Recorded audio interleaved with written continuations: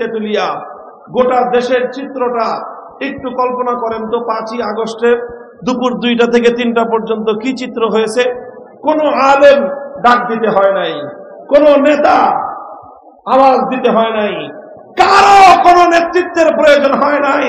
টেকনাফ থেকে তেতুলিয়া, মুসলমানদের এই জনপদের যত জায়গায়, জেলা হোক, উপজেলা হোক, হাইকোর্ট হোক, এমনকি যেখানেই হোক, একেবারে সেনাবাহিনীর সেই ক্যান্টনমেন্টে হোক, যেখানেই হোক, যত মূর্তি ছিল সমস্ত মূর্তি ভেঙে গুড়িয়ে দেওয়া হয়েছে।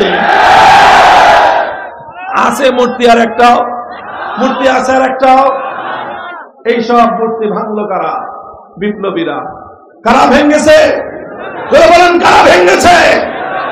আগস্ট বিপ্লবের চেতনা যারা বুঝতে পারো নাই, আগস্ট বিপ্লবের চেতনাকে যারা ধারণ করতে পারো নাই, আগস্ট বিপ্লবের যারা প্রকৃত স্পিরিট এবং এই বিপ্লবের প্রকৃত শক্তি যারা উপলব্ধি করতে পারো নাই, অনুধাবন করতে পারো নাই, আমি তাদেরকে বলবো 5ই আগস্টের 2টো থেকে 3টা এই 1 ঘন্টার বাংলাদেশের দিকে তাকায় দেখো। এদেশের মানুষ শিরকি সংস্কৃতিকে ভালোবাসে না। এদেশের মানুষ তাওহীদ এবং একত্ববাদের পক্ষে। এদেশের মানুষের বুকের উপর জোর করে বেশি দিন শিরকি সংস্কৃতি চাপিয়ে রাখা যায় না।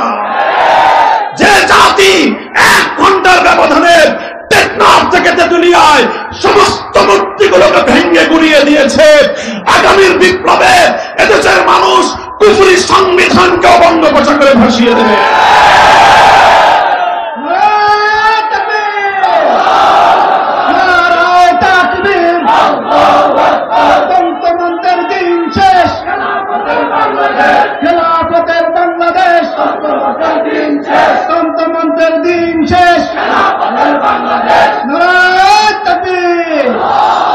মোহতারাম হাজিরিন, আখেরি পয়গাম, 2টো কথা আমি আপনাদের কাছে বলবো, কথা বেশি লম্বা করব না। আমি আগেই বলেছি, আজ বাংলাদেশে একটা আওয়াজ গোটা বাংলাদেশের সকল অঙ্গন থেকে উচ্চারিত হয়েছে, সেটা হলো ভিনদেশী আধিপত্যবাদ বাংলাদেশ মানবে না। এটা দীর্ঘ একটা সময় পর্যন্ত শুধু আলেম ওলামারা বলতেন, শুধু হুজুররা চিৎকার করতেন, আর নাম নিয়েই বলি, ভারতীয় আধিপত্যবাদ বাংলাদেশে চলবে না। আগে শুধু হুজুররা বলতো। আলহামদুলিল্লাহ, এখন তো বাংলাদেশের রাষ্ট্র, সরকার সকলকে ডেকে সমস্ত রাজনৈতিক দল, সমস্ত ধর্মাবলম্বী, হিন্দু, বৌদ্ধ, খ্রিস্টান, মুসলিম, সকল রাজনৈতিক দল মিলে সকলে আজ বাংলাদেশের ঐক্যবদ্ধ, বাংলাদেশের উপর ভারতীয় আধিপত্যবাদ চলবে না। আপনারা একমত? এখন শুধু চলবে না বললেই হবে না, আসলে উৎখাত করতে হবে। 20 বৃক্ষের গোড়ায় যদি পানি ঢালেন আর 20 বৃক্ষের ডাল ছেড়ে দেন, গাছ মরবে না গাছ আরো তরুতাজা হবে? গাছ মারতে চাইলে শেকড় শুদ্ধ উপড়ে ফেলতে হবে। ভারতীয় আধিপত্যবাদের শেকড় বাংলাদেশের সংবিধানের মধ্যে লুকিয়ে আছে।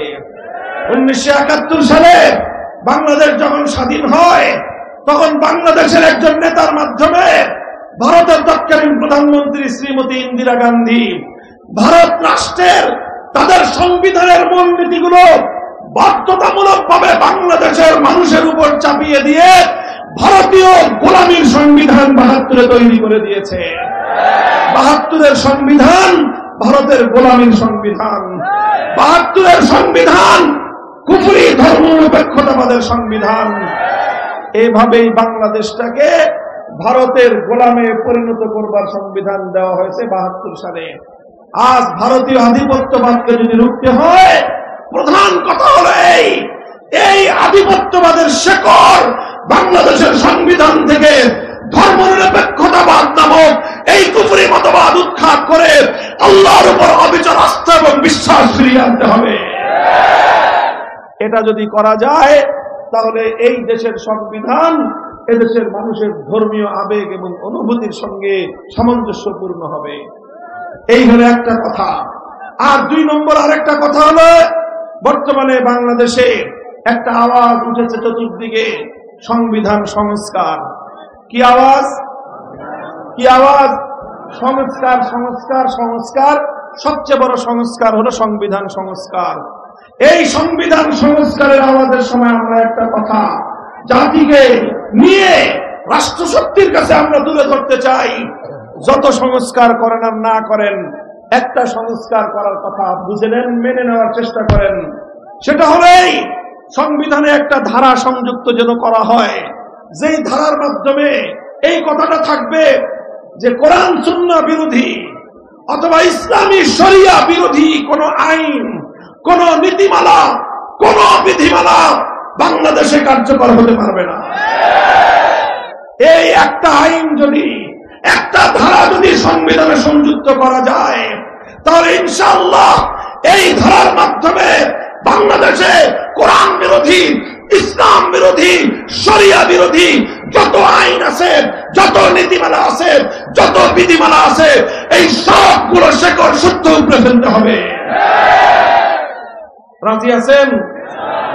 এটা এমনি এখন বলতেছি আমরা, যদি তাদের সুমতি হয়, বুদ্ধি ভালো থাকে, আমাদের এই কথাগুলো তারা বুঝবেন। দেখেন, আমি যে কথাটা বললাম, এই কথার সঙ্গে আমার গোটা বাংলাদেশের প্রতিটা মানুষের ঈমানের সম্পর্ক। আমি আগেই বলেছি, সংবিধান কুফরি হওয়ার কারণে এই সংবিধানের অধীনে আমাদেরকে এই দেশে বসবাস করতে হয়। এই জন্য আমরা চাইলেও আমাদের ঈমানকে সহি সালেম নিয়ে, ইসলামকে নিরাপদ দিয়ে আমরা এই দেশে চলতে ফিরতে পারি না। সংবিধানের কারণে আমাদেরকে নানা ইসলাম বিরোধী কার্যকলাপের সঙ্গে জড়িয়ে পড়তে হয়, ইচ্ছায় হোক অনিচ্ছায় হোক। তাই আমরা এমন একটা দেশ চাই, এমন একটা ভূখণ্ড চাই, এমন একটা মানচিত্র চাই, যেখানে একজন আল্লাহর বান্দা আল্লাহর উপর শতভাগ ঈমান নিয়ে, অবিচল ভাবে, ত্রুটিপূর্ণ ত্রুটি মুক্ত ঈমান নিয়ে সে যেন বাঁচতে পারে। আমাদের এই কথা যদি এভাবে শুধু কথায় তাদের কানে পানি না ঢুকে, তাহলে আপনারা কি করবেন? এভাবেই সারা জীবন শুধু বলে যাবেন, না কোনো বিহিত করবেন? বলেন, কোন একটা ব্যবস্থা করতে হবে কি হবে না? যদি জিজ্ঞাসা করেন আমাকে কি ব্যবস্থা করতে হবে, ব্যবস্থা একটাই। যদি তারা শুধু আমাদের কথায় কর্ণপাত না করে, আমাদের এই আত্মচিৎকার যদি তাদের হৃদয়ে কোনো প্রতিক্রিয়া তৈরি না করে, আমাদের এই আহ্বান যদি তারা হৃদয় দিয়ে বুঝতে ব্যর্থ হয়, চূড়ান্ত পর্যায়ে মাঠে নামতে হবে, মাথার ঘাম পায়ে ফেলতে হবে, আমাদেরকে রাতের অন্ধকারে চোখের অস্ত্র দিয়ে যায় নামাজ ভেজাতে হবে, আল্লাহর সাহায্য চাইতে হবে।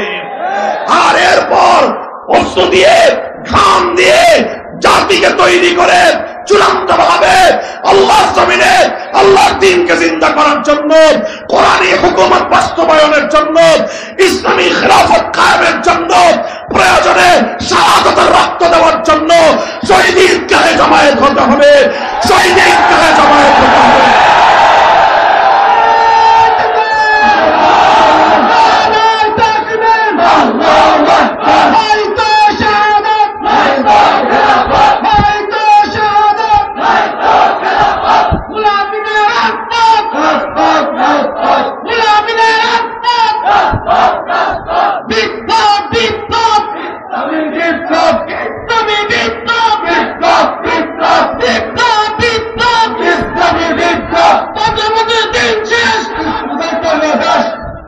ইনশাআল্লাহ প্রস্তুত আছেন তো?